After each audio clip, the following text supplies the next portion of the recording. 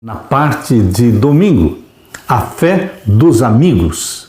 Uma história poderosa dos evangelhos revela o que alguns homens enfrentaram para conseguir levar uma pessoa necessitada, provavelmente um amigo, até Jesus.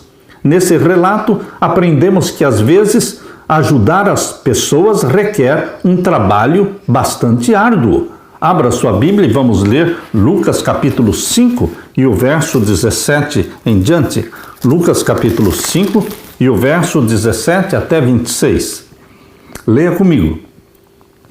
E aconteceu que, num daqueles dias, estava ensinando e estavam ali assentados fariseus e doutores da lei. Jesus estava sempre cercado de fariseus e doutores da lei, que estavam ali não para aprenderem de Jesus, mas para armarem ciladas, porque eles queriam matar Jesus.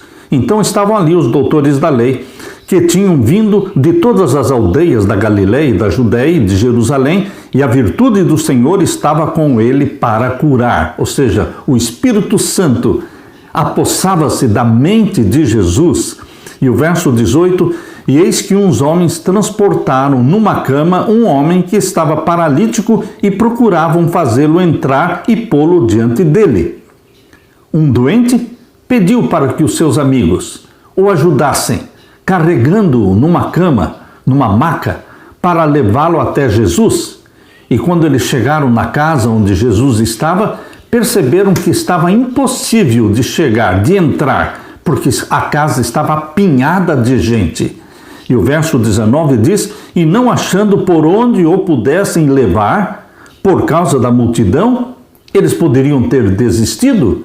Eles poderiam ter dito para o enfermo, olha amigo, nós fizemos o máximo que pudermos, nós trouxemos você até aqui, mas não dá para entrar. Então temos que desistir.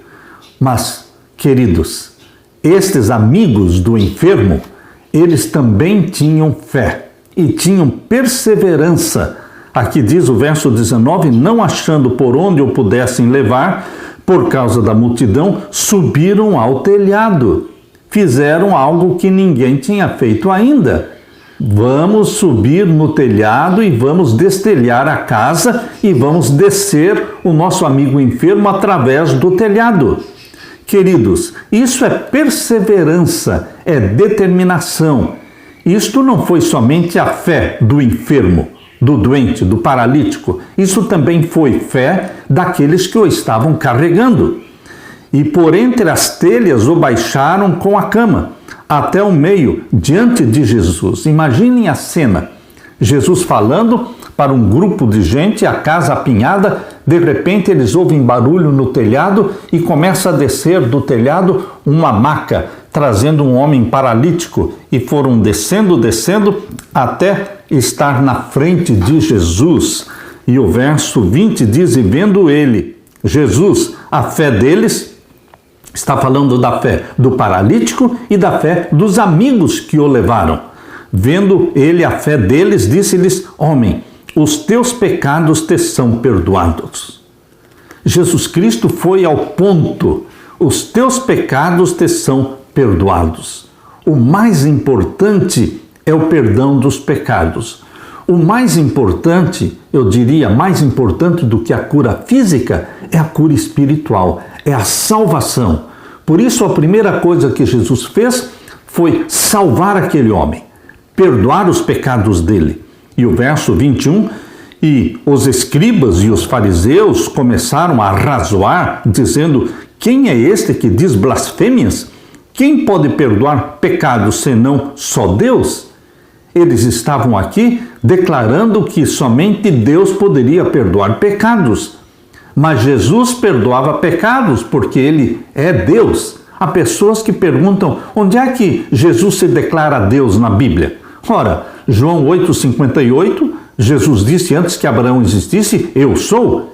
E os judeus pegaram em pedras para matá-lo, apedrejá-lo, porque ele se fez Deus. Aqui também, em Lucas capítulo 5 e o verso 21, está dizendo que Jesus Cristo estava cometendo blasfêmia porque estava perdoando pecados. Ora, esta é uma prova de que Jesus é Deus, porque ele perdoa pecados E ele não está cometendo blasfêmia, porque ele é Deus. Deus em carne, o Deus encarnado, 100% Deus, 100% homem. E o verso 22, Jesus, porém, conhecendo os seus pensamentos, respondeu e disse-lhes: que arrazoais em vossos corações? Qual é mais fácil dizer, os teus pecados te são perdoados, ou dizer, levanta-te e anda? Ora, para que saibais que o Filho do Homem tem sobre a terra poder de perdoar pecados, disse ao paralítico: a ti te digo, levanta-te, toma a tua cama e vai para a tua casa.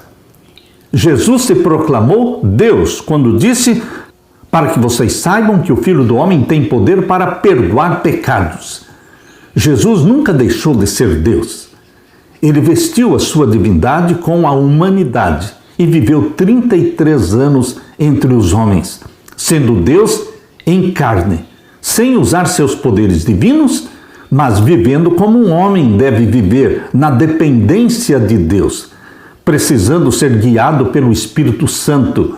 Mas ele era Deus, e a prova está aqui. Ele perdoava pecados, ele aceitava a adoração, as pessoas se ajoelhavam na frente dele e ele não mandava levantar, ele aceitava ser adorado. Tomé fez isso quando se ajoelhou na frente de Jesus e disse: Senhor meu e Deus meu. Tomé adorou a Jesus Cristo porque Jesus é Deus. E agora lemos o verso 25. E levantando-se logo diante deles e tomando a cama em que estava deitado, foi para sua casa glorificando a Deus. E todos ficaram maravilhados e glorificaram a Deus. E ficaram cheios do temor, dizendo: hoje nós vimos prodígios. Meu querido irmão, minha querida irmã, aqui está o relato do homem que tinha fé em Jesus Cristo e dos amigos dele também tinham fé em Jesus Cristo. Ao levar o amigo até Jesus, aqueles homens assumiram a responsabilidade de cuidar dele. Deus nos chama para ser como os amigos daquele homem, conduzindo necessitados até Jesus. Esse trabalho requer fé, ação, paciência, disposição para agir de modo incomum quando necessário. Eles foram a Jesus, mas havia barreiras. Não desistiram, não podiam levar o amigo desamparado até Jesus pelos meios tradicionais. Não desistiram, em vez disso encontraram um jeito inovador de levar o homem até Cristo. Desceram-no através do telhado. No entanto, Jesus aprovou o que eles fizeram. O desejo de Jesus é que levemos pessoas, levemos nossos amigos desamparados até Ele. A Bíblia se refere a Jesus como o grande médico, o médico dos médicos, que anseia perdoar e curar aqueles que estão sofrendo, seja aonde for. Ellen White nos desafia a ajudar os desamparados. Ela diz no livro Testemunhos para a Igreja, volume 2, página 28, não esperem que se lhes diga qual o seu dever. Abram os olhos e vejam quem está ao seu redor. Familiarizem-se com os desajudados, com os afligidos e necessitados. Não se escondam deles e não fechem a porta às suas necessidades. Quem dará as provas mencionadas em Tiago de possuir religião pura e incontaminada do egoísmo e da corrupção? Quem está ansioso de fazer tudo o que estiver em seu poder para ajudar no grande plano da salvação? Queridos, o próprio Jesus demonstra como ajudar os desamparados e nos chama para fazer o mesmo. Primeiro, nos tornamos amigos deles. Você se torna amigo das pessoas.